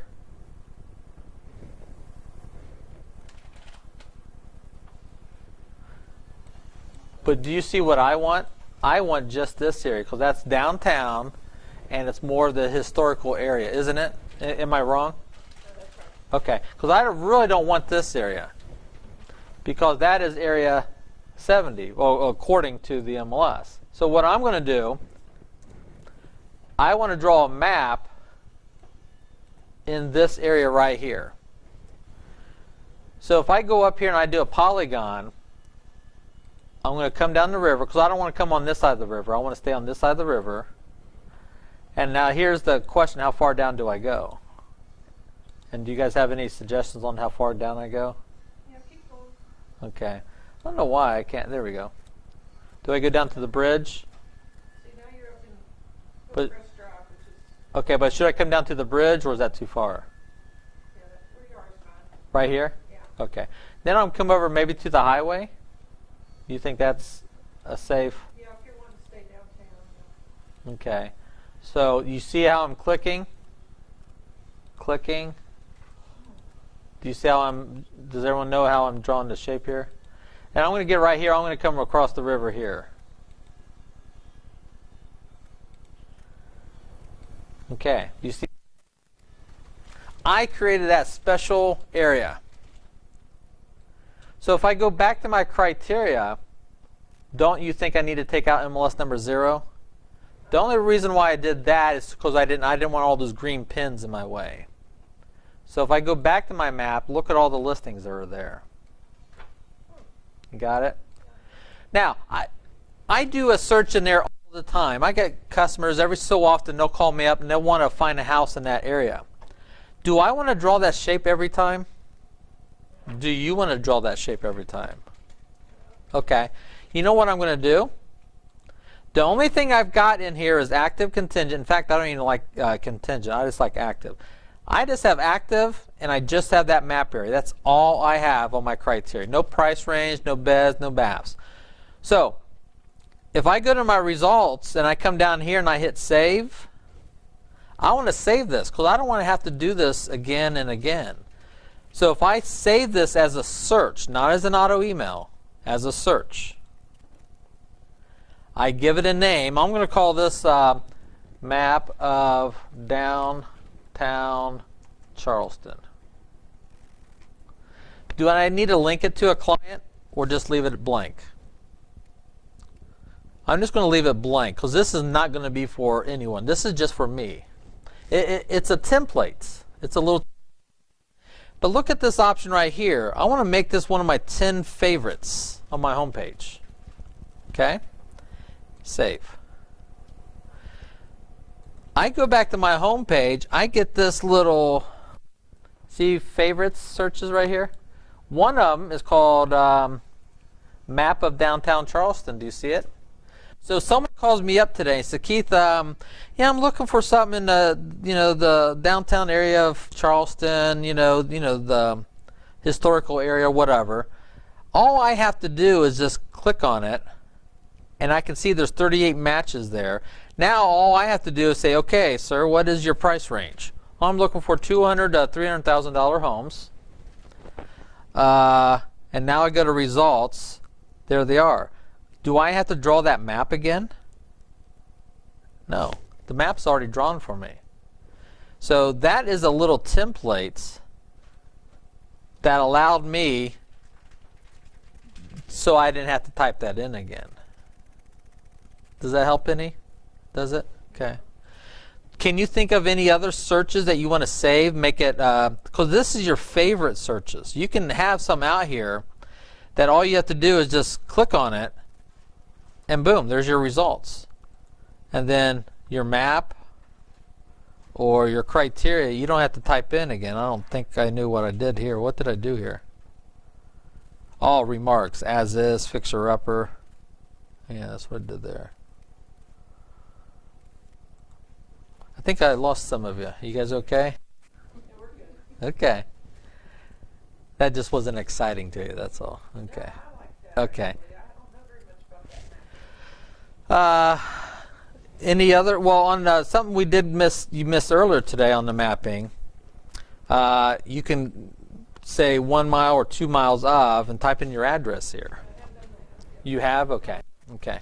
But I thought there was a bunch of stuff I could do with maps that I just wasn't. Yeah, let's watch this. And this is what I showed them earlier also. 2110, right? Canal Boulevard. Canal.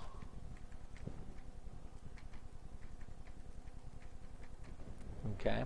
See, it says map area selected. So once you've got the map like this, well, and then you can adjust it like this. But watch what I can do.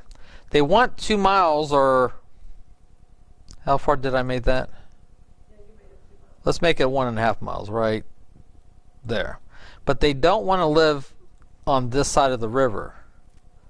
So if I go up here to my polygon, I'm going to come up the river here, draw my shape, and see I'm clicking in the river here. And then if I come down here, they don't want to live down here. Yeah. So now if I hover over that red dot, I can say exclude that shape. And look, now it just eliminated those. So I still got my 1.5 miles, but it's on 1.5 miles of this side of the river, not that side of the river. And I can still come in and make adjustments if I need to. Is that pretty cool? Oh, do you guys know about layers? If I go up here, what? You guys don't have layers, do you? You have points of interest, but not layers, really? Oh, you know why you don't have realist? That's why. You don't have realist layers. Okay. That's just you. Yeah. So that would turn on like your county boundary lines, school lines, but you guys don't have realist, so we can't turn those on for you. Okay. Okay.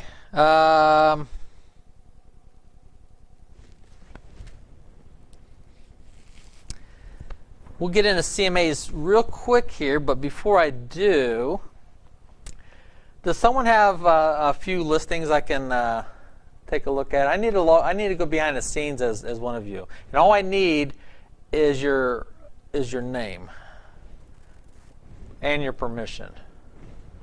And good for you, David. Do you guys have listings? Mara, do you have listings? What's your last name, Mara? Ellis. Ellis, Ellis. Okay. Right here, Mara. Okay. Oh, good picture. You think? Uh-huh. Really? Log in as. Okay. Yeah. Because I mean, Everybody hates her picture? No. are you serious? Yeah, I think we're all so self-conscious of our own picture. Oh, believe me, I am. I know. Now look right. Watch this. My active listings. So I'm in as you, Mara, and that's why I had to pick someone with some listings. So there you go. You click on active listings. Now if you go up here, my hit counters. Do you see hit counters right here? But I never knew what that meant. Now you'll find out. Here's all 15 of your listings.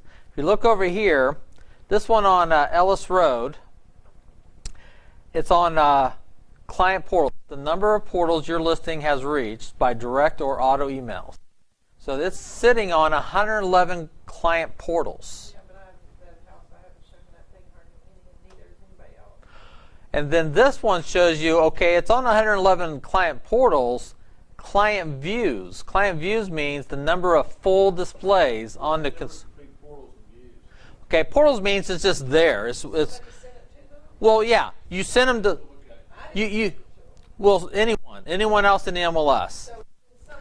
It's sitting on 111 different clients' portals. That's wild that it's been in that many. But just because it's sitting on their portals, what the more important number is the next column, views.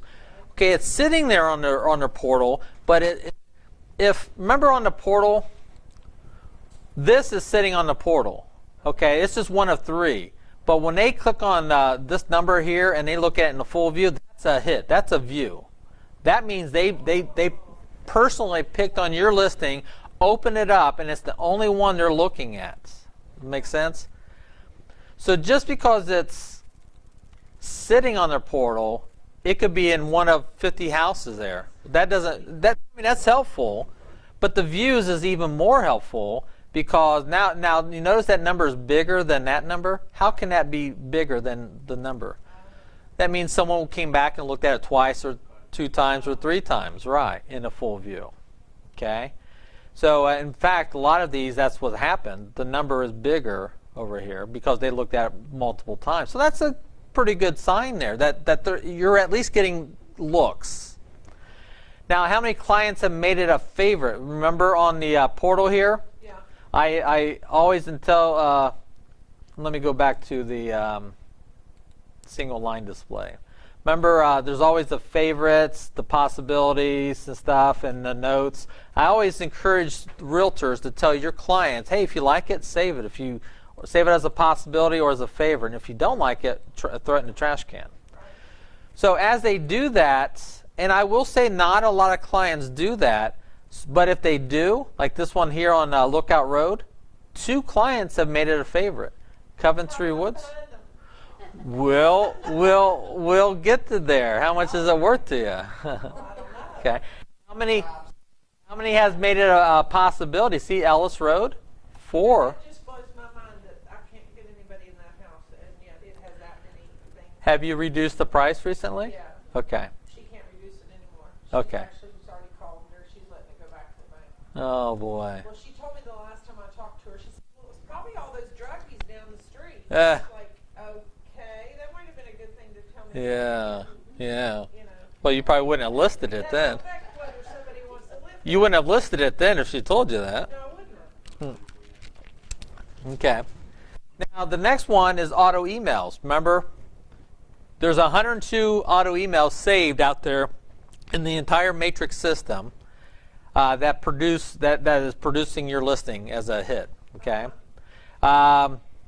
There's been 4 views in the last 2 weeks, so that you can see in the last 2 weeks. So if you just made a price change, keep an eye on that, in the next 2 weeks and see if you're getting more traction or not. But if it's been a while since you've done a price change, then that number probably won't be that great. But like if you make a price change today, in the next week or 2, I would be checking this and seeing how many numbers those are going up. Amazing. I love this. Agent publish. What does that mean?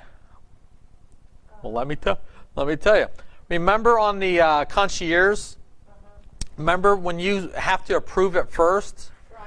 Well, if you approve it, that's published. You published it. You approved it. It went to their client. If you rejected it, that's what the agent rejected means. So that's agent approved. That's agent rejected. Both of those are concierge. So that's you approving. The agent approved it 8 times, and they've rejected it 1 time. And you notice the number 102 plus 8 is 120. 120 plus 1 is, wait a minute, 102, I'm sorry. 102 plus 8 is what? 110. Plus 1 is 111. Do you get the number 111 there? Because these are auto emails and those are published. Now that shouldn't always be the case. I should take that back. Because there could be some manual emails in there too. But all those came about from an auto email. Yeah. Agent IDX, this number will be low, but agents can go out there and create an IDX link and put it on their own website. And it's not done that often, but you do have 1 hit coming from that though. And then agent views. You know what agent views are? That's when the realtor does this. The realtor does a search. That's not an agent view. It becomes an agent view when the realtor inside of Matrix clicks on it and they're now looking. That just became a hit. That's a hit. An agent view. So that tells you how many times inside of Matrix the realtor has pulled your listing up in a full view. Well, that's amazing. Yeah. Have any more activity than Yep. that to have that. Well, neighborhood, location is huge. I know most of these are in Goodwill except for Ellis Road. Most of them are in Goodwill. Yeah. Now see those two favorites there on Lookout Road? Put a check mark here. Do you see a reverse prospect? Okay. How much is it worth to you for me to show you this? Well, that guy would think I walked on water. There you go. Hit reverse prospect. Now you can see all the agents that have sent them out. And look at the first two, Janet and Lynn. They have the clients that saved it as the favorites. See right there the heart? Really? See, Lynn has sent your listing, and it's one of 35 properties sent to that client. Yours is one of them.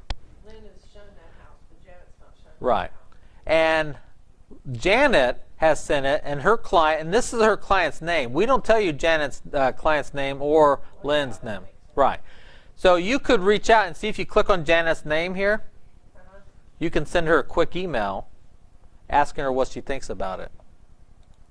Okay? Now, a lot of people say, is there a way to select all people at one time and send them one big email and asking them? We stopped that because people would be abusing it.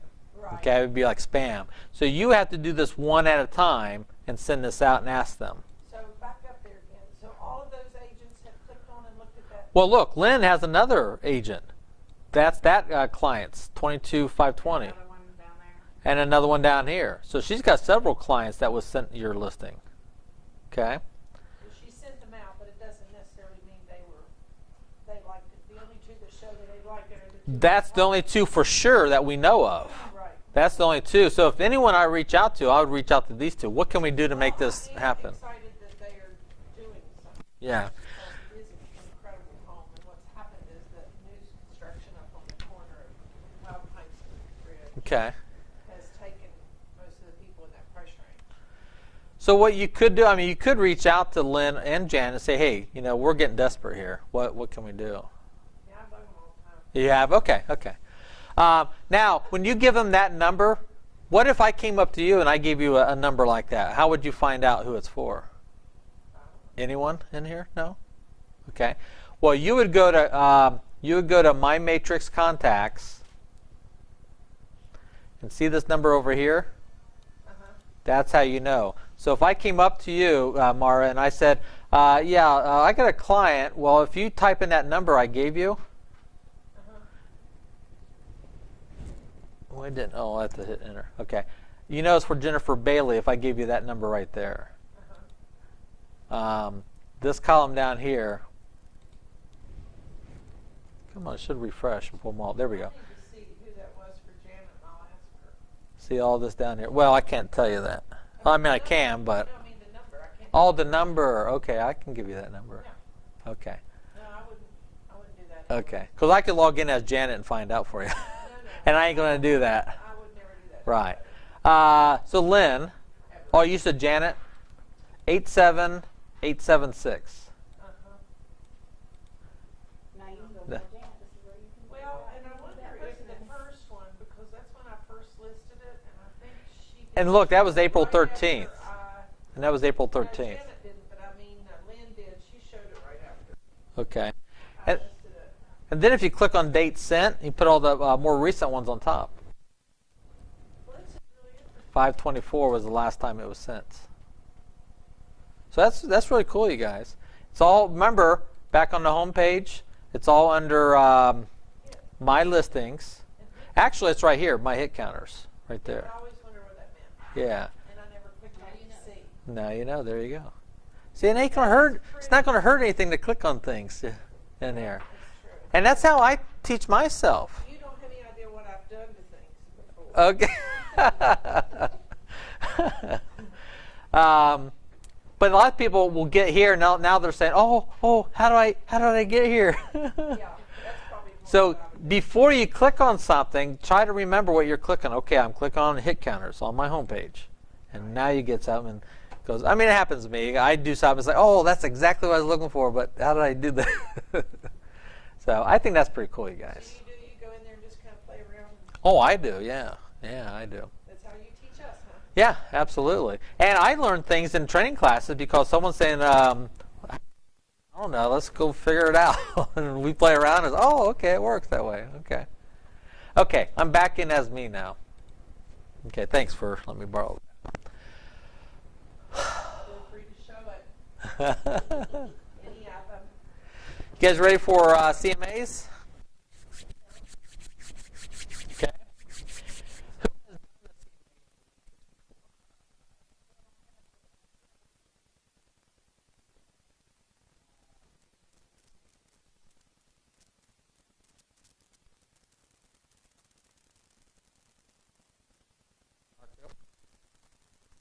You're helping me sell my house. $200,000. You think it's going to sell for?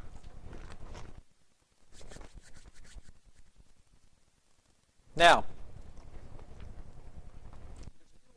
the CMA, the official my way. Now, my way. The official way, if you go into our help tab, and if you look at our training guides and look at adult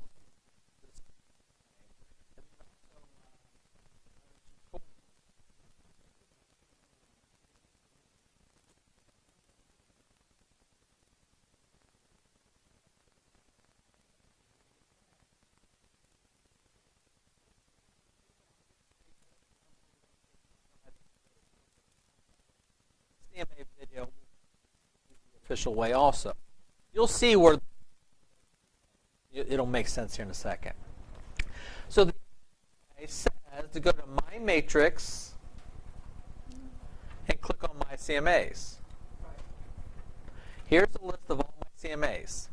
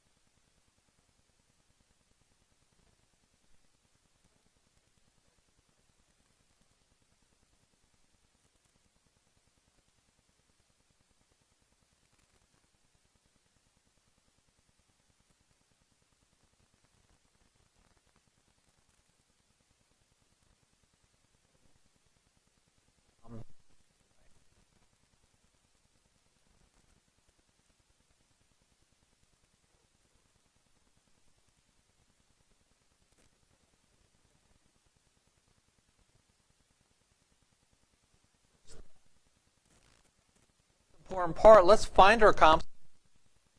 So when I'm searching for comps, what statuses do you think are good? I only do active and sold, but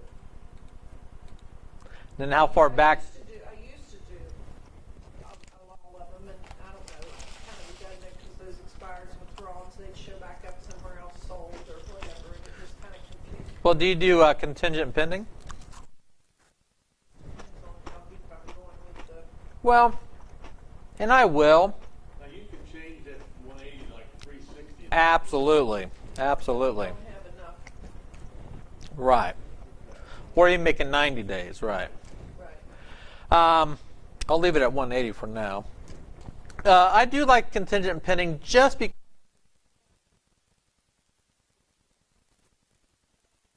not sold yet, even though they're moving, so it gets. So I do like that. Withdrawn, I don't think I do because it's really hard to tell why they're withdrawn or not. Right. But I do like expireds. Well, sometimes. Why would you want expireds in here? Well, it's kind of helpful, even if they, the reason I've used them is because then if they do show back up in the active or pendings, it shows them that they were Right. Or at least you can opinionate on it. Yep. Or have it be I like to have expireds in there to show them the negative side of what happened. of overpricing. Right. Because the actives are their competition. That's what Eileen is competing. She's competing against those other people that have listings on the market. Solds is what we're hoping to get. Right. She's hoping to be sold. But the expireds, if you look at the expireds, normally the expired price is expired because the listing price is too. That might be exactly what Eileen is trying to list her house. Well, look, these other people, they listed the same thing you did and they didn't sell. So you going to roll the dice and take the chance or what? You know, I never thought about when you use the expired that you put your date in there, because I think when I've done Oh, it, yeah. and maybe it went back too far, it's just like so many hours over well. Oh, yeah. Just like souls, keep it within your time period. Yeah, I don't know why I've never used the expired. Okay, yeah, I would. I won't do expireds in this example, but I do think they could help you. Yeah. Now, if Eileen's house, this is a good time to do a radius search of Eileen's house. Right. So if she lives in an area or something. I'm just going to do, I always do Hurricane. I don't know why, but. So we'll just pick on Hurricane. Now in Hurricane, let's say her house is in Hurricane, and it's a 2-story house.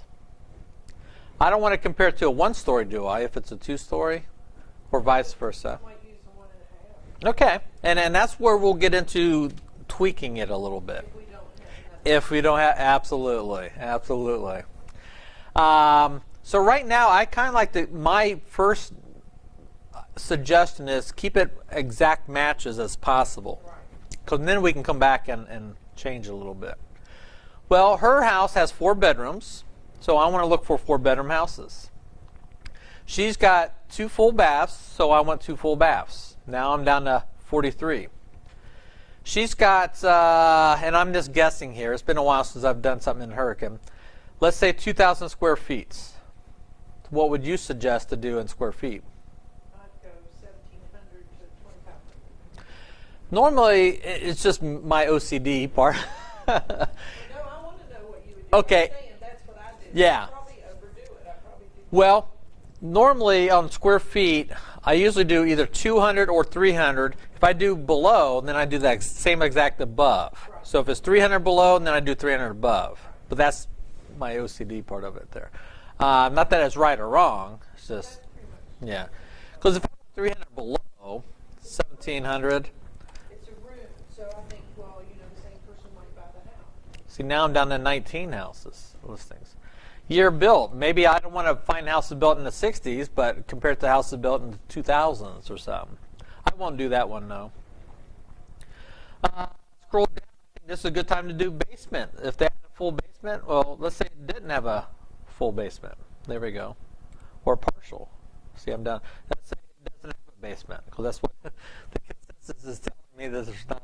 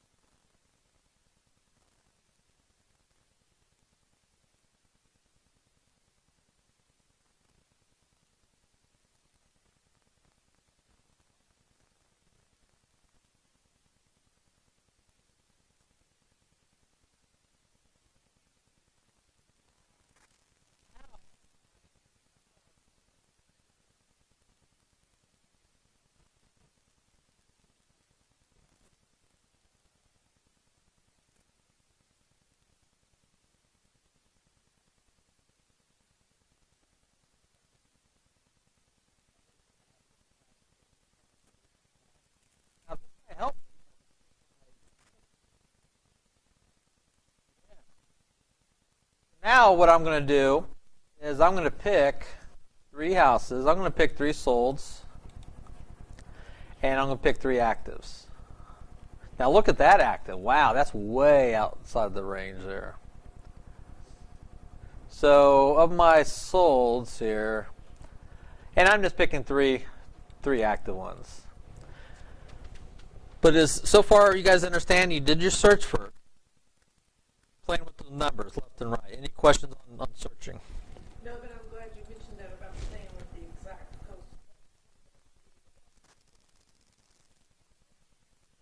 Well, if that helps, because otherwise I hate to compare a 4-bedroom house to a 3-bedroom house, because it's not really. But if you got the square footage, it might be a bad idea. And now the second,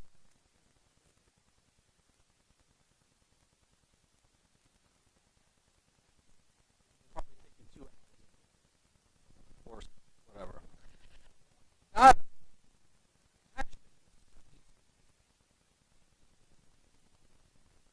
It's going to take whichever ones you have picked, and before I hit that CMA, you notice there's a quick CMA down here too?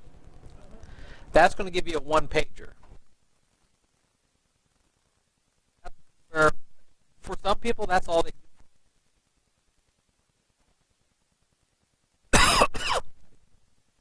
They say based on the price, or based on the average sale price, 5.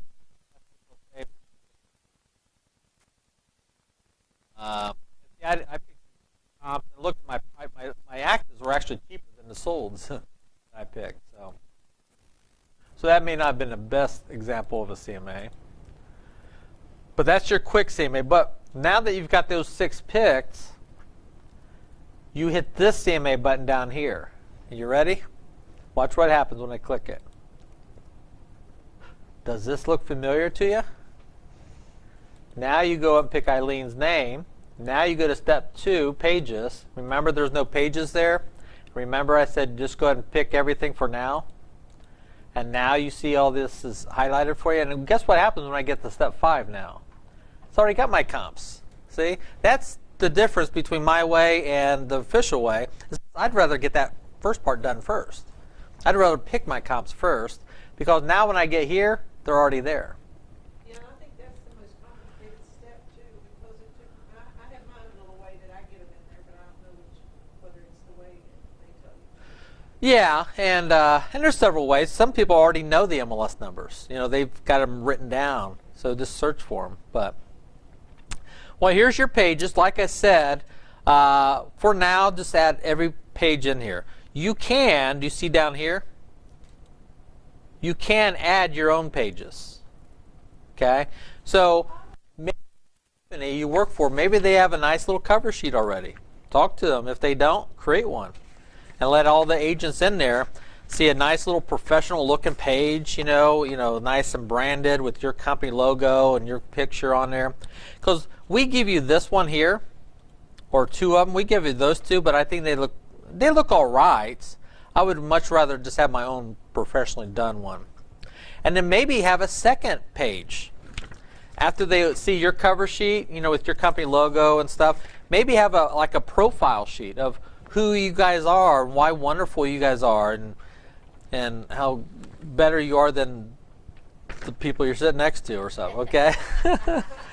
Have something already written up, It's just marketing, that's all. You don't have to, but have that ready. And then don't use our 2 papers. Oop, I got rid of one here.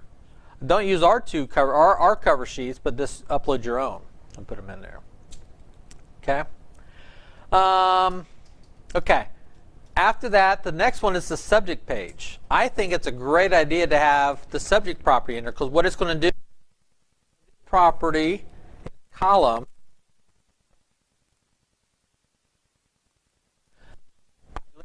to all the houses you picked. So you can see them side by side.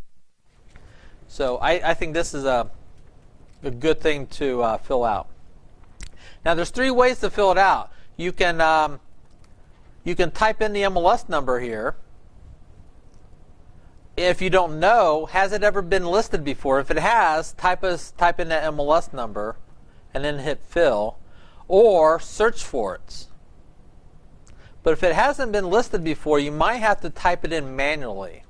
Type it in manually means you have to type in the street number, the street name, the zip code, the features.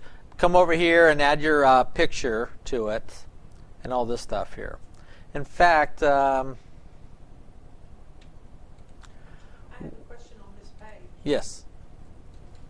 Well, I Oh. put in one of my subject properties had a barn, a pond, and maybe a pool, I forget what it was. But there were 3 or 4 things that I added down there, and I can't get them to go away. I have to go in, every time I do a CMA, I have to go in, click on it, back it off, and say, okay. Can I not get that thing off of there? What you did at one time, when you went down here, and I added something. Yep, you added it here, Yeah. and then you hit this, save as default fields. Yes. That's what you did. Now, every time you come in here, they're always in there. Yes. Well, go up here Uh-huh. and take it out. I did do that. But it still shows. And then go up here and take that one out. Now you have nothing here, right? Right. but then- Hit this, save it as your defaults. I'm missing that. You're missing that last step. Oh, thank you. You wouldn't think that. There you go. Well, you made your change. You took it out. You just didn't resave it as your custom defaults. Right. Okay. Well, I didn't remember saving it. Right. So to save me time, I want to type in an MLS number. What numbers are you up to now? 216097. Thank you.